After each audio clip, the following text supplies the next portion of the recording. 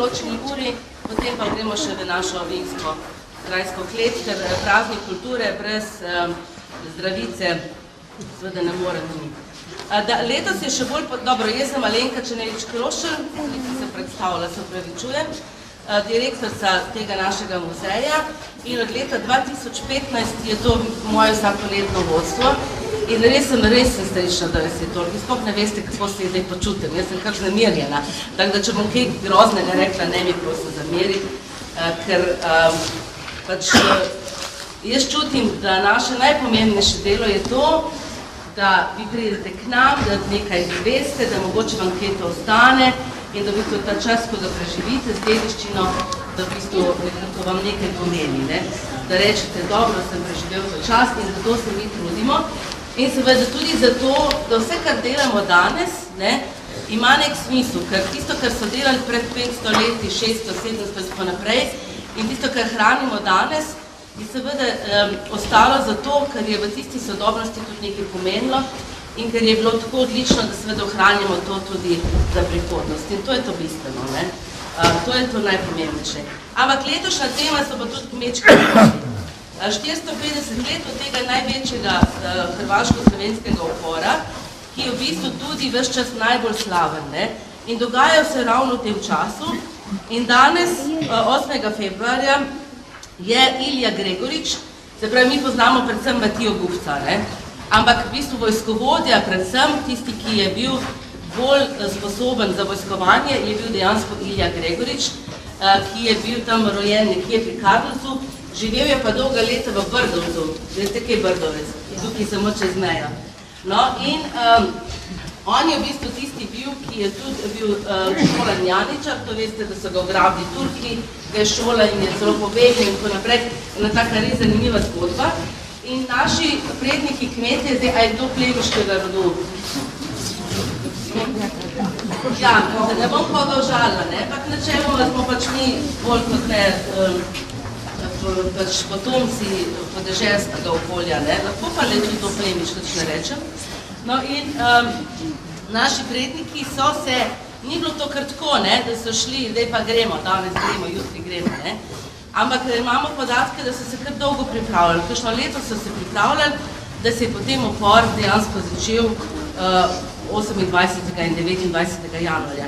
Ampak najprej na današnji dan, najbrž je bilo še bolj hladno, kot je danes, ne, pa že mi malo jamramo, ne, ampak se vam ni hladno, je hladno, ne. Se noter vam tudi ne bo toplo, tako da ne se sekirate. 8. februarja je Ilija Gregorič vršil svojo vojsko do Kunšperka. Veste, kje je Kunšperk, ne? A ste z Kunšperka? A, super, no, pri vas je potem bil. Doma najbrž, ne. No in seveda tukaj ga je napadla plemiška vojska in ga je tudi premagala. In 9. februarja, se pravi jutri v 6. tudi odpiramo razstavo v muzeju Selečnih bun na Gornji Stubici. Jutri je bilo ampak gremo na začetek. Se pravi, Franjo Tahih, to je bil eden izmed zelo glasnih plemičev hrvaških, lastnik posesti Susedgrad, Donja Stubica, tudi Štatenberga v Sloveniji in v bistvu ta represija nekako pripelje do tega, da so se kmetje uprli in 28.1.1573 ravno Ilija Gregorič kot poveljnik kmečke vojske pozove kmete k uporu. Potem na obeh straneh 29.1. Colica Cesargrada, ki so ga pač uporniki tudi zavzeli, potem pa seveda pri nas se začne spet pri Kunšperku in iz Cesargrada 2. februarja Gregorič s cesargrajskimi, susedgrajskimi, bizeljskimi kmetje, a kdo z bizeljskega? Evo, no, bizelanci so bili tudi zraven, začne pohod v Slovenijo, današnjo Slovenijo. Mimo Kunšperka, bizeljskega Pišec, imamo koga z Pišec, imamo z Pišec, ja, vidim, do Dobove, imamo koga z Dobove, evo, do Dobova je tukaj dobro. In potem tudi pridejo zraven oporniki iz Mokric, imamo koga z Mokric, dobro. Šifra, dobro. 3.2. Gregorič napade Brežice, Brežičano nas pa nekje, ne. Ja, Zdaj, kaj je bilo tukaj? Ta grad je bil na pol samo zgrajen. Vemo 1515, okrog 20. julija.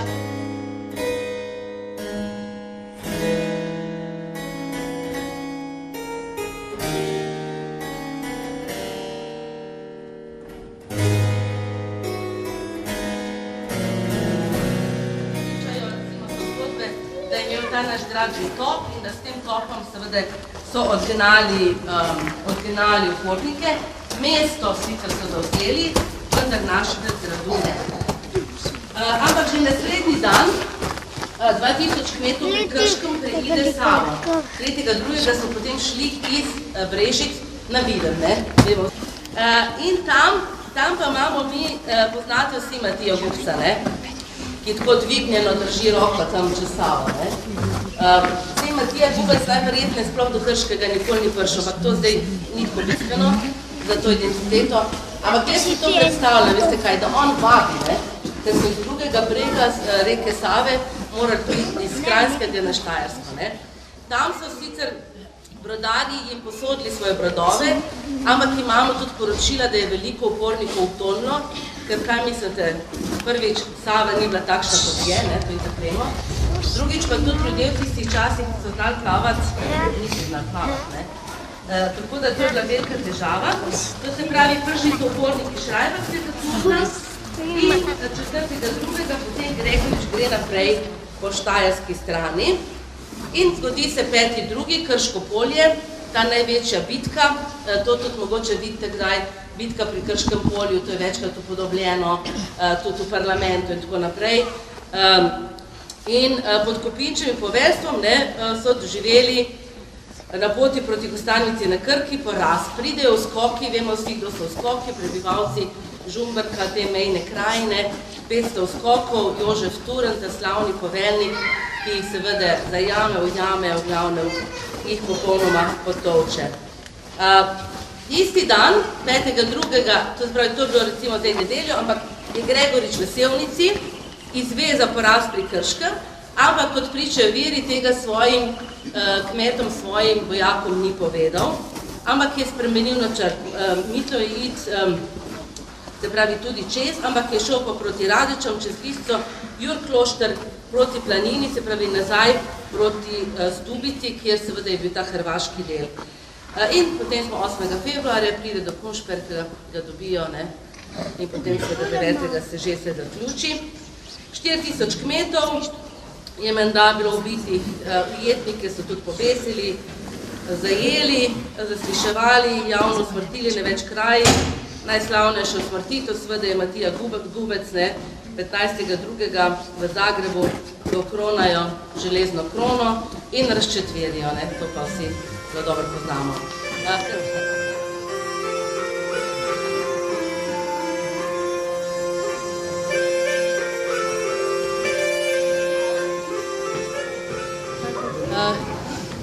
Tukaj se mi zdi, tu je zame pač eden najlepših prostorov našega gradu, ker je dejansko ta terasa zgrajena na skali. In to je ena taka velika skrivnost, kako to recimo, da so najverjetneje ta del izkopali. Tukaj pa je spodaj dejansko skala, pa seveda tudi nekaj nasutja, ker smo večkrat pač teraso močkrat obnavljali, imamo tudi vso elektriko spodaj, ogrevanje in tako naprej, tako da je več stvari sedaj pod vašimi nogami. No in to recimo je ena taka posebnost, da imamo lepo to teraso zgoraj in jo lahko uporabljamo na različne načine, ker v bistvu je malo zakrita, sprejme kar veliko ljudi, tako da tukaj imamo tudi poleti kino, če slučajno je lepo vreme, ampak ko je lepo vreme, če ni lepo vreme, imamo v našem paviljonu. In tukaj tudi lepo vidite, tisti, ki mogoče še niste videli našega paviljona, ker je tukaj malo več kot eno leto, od 1.10.2021 in je tudi oblikovan, tako kot so oblikovane naše arkade. Ima ta križno rebrasto bok in tukaj je to prav posebnost, posebej narejeno za nas, posebej sklajeno slovensko podjetje Dool je to delalo in seveda imamo zaradi tega tudi nekaj težav. Kaj mislite, kakšnih? Snežnih. Snežnih, in bi nas mogli videti, ko pada sneg, ko začnemo mi to zdaj. A bomo, bo šlo, ne bo šlo, bo dol šlo, ne bo šlo dol in tako naprej. Da se seveda ta membrana popolnoma sneti, ampak to je v bistvu 2 dni dela, polno nekih aparatur moraš imeti in tudi seveda je to potem posledično drago. Glede na to, koliko imamo snegano, pa smo letos, koliko smo kidali? 3krat? Ja. 3krat imamo pa spodaj tudi grelce, to ste videli, zdaj mečkaj ni tako zelo lepo, ampak je pripravljeno. Smo mogli dvigati to grelno omrežje, ker je po tleh bila vlaga, pa se je začela sklapljati. In to prižgemo, pa res učinkuje, ne? Se otopli ta del. Problemi so samo te dve nižini, ne, vidite, ne? Ko se pač križno rebrasta oboka, ko se križno.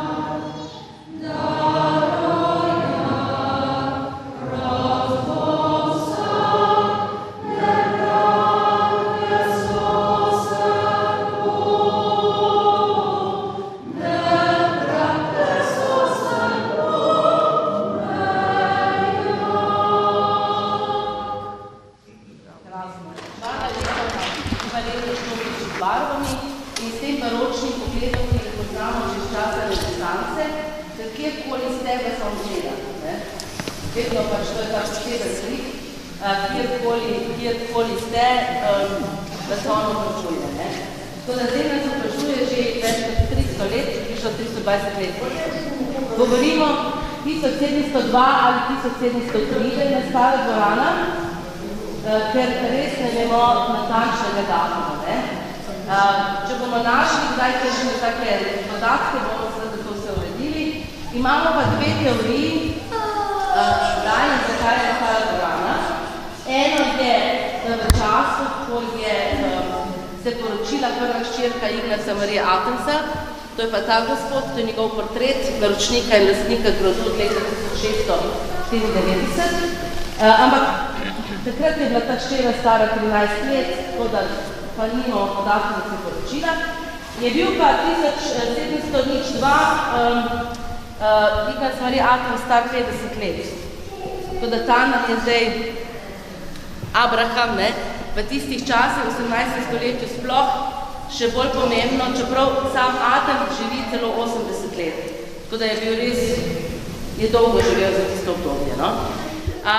Tej dvorana nima nič s kmečkimi punti, nastane veliko kasneje, ima pa seveda tudi dosti s tem dejstvom, da smo mi vseeno na tem pomembnem območju zahod-vzhod, da so bili v tem času Turki, veste, samo 200 km stran približno, oziroma pač turško cesarstvo, in da Ignas Marija Athens, ki sicer izvira iz Goriškega, počasi s posestvi, z pomenom, z funkcijami prihaja na Štajersko. Zdaj mi smo na Štajerskem, je tako. Ja, vprašam Marko, ampak je res, da začne v Brežicah, začne tukaj, ker je seveda imel tudi eno funkcijo, to pomeni pa, da je bil pač poveljnik vojne krajine, ki je še vedno obstajala kar nekaj časa, ker seveda so še vedno se bali nekih turških upadov, čeprav v tem času več ni, ampak celotno 17. stoletje pa seveda še vedno pač so. Dobro, se pravi, Ignas Marija Athens se je dal podobiti kot antični filozof, tukaj imamo našega Frančiška Karla Remba iz Radovljice. Kdo iz Radovljice? Ni nobenega. Ste iz Radovljice. No, v Radovljici je bil rojen, tam se Rembov ni več ampak to je bila slikarska družina, ki se bo očet slikar. Je pa seveda Igles Marija Atem smo omogočili šolanje v Italiji. Zato tisti, ki niste še bili tukaj, ali pa tisti, ki sploh je takega ne pričakujejo, rečejo, Brežica, takšna dvorana, zelo mediteranska.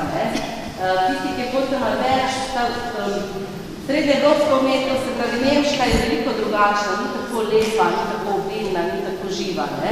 Je bolj taka skečna. To je pa sve čisti mediteran, v Italiji, če gledate stene, arhitekture, to je to v bistvu mesta, ki kažejo na rimsko območje, se pravi na Rim, v smislu tudi rimskega cesarstva, mogoče Grčijo, in seveda logično, ker imamo pa celotno poslikavo povezano z grško rimsko mitologijo.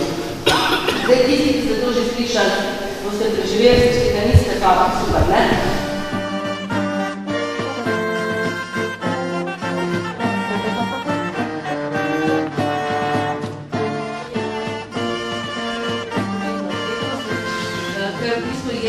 Kot Kozalec deloval že v Krškem.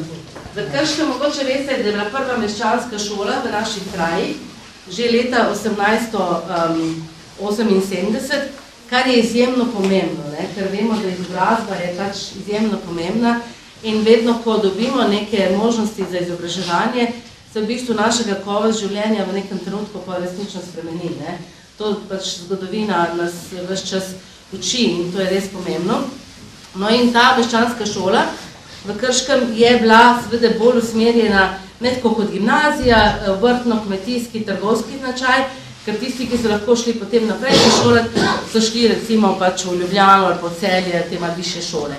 No, ampak vse ni tako pomembno. Pomembno je zato, ker je ena stvar, meščanska šola je imela šolski vrt, vam bom potem pokazala, kjer so res gojili neverjetne stvari, recimo brokoli, artičoke, lubenice, kaj so še te druge.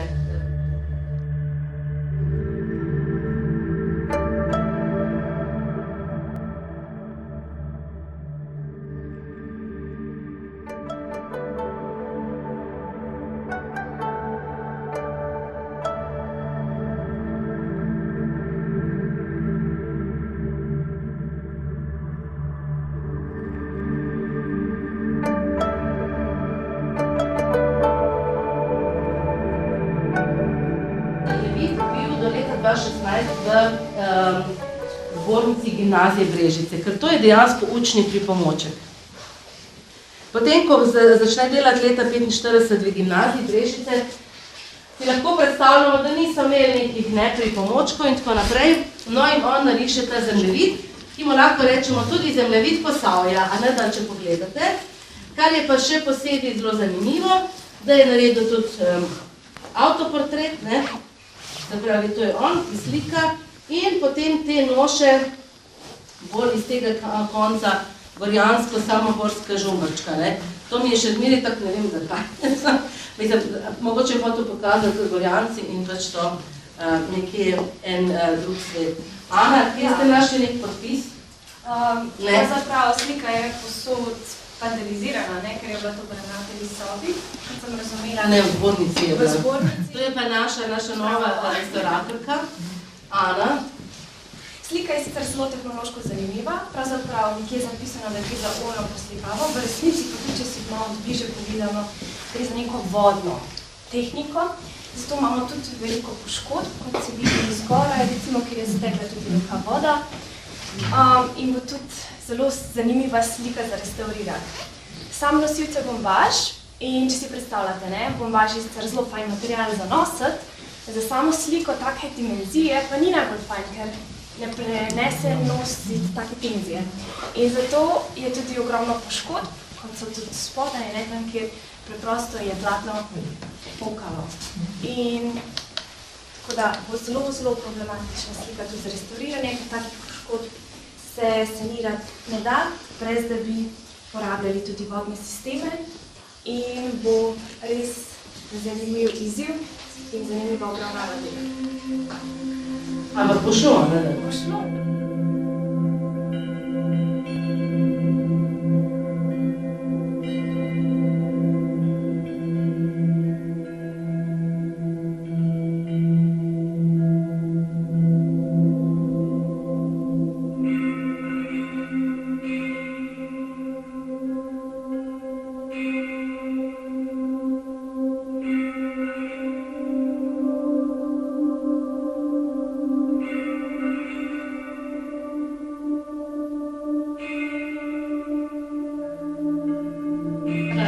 zelo zanimivi zgodki, ne.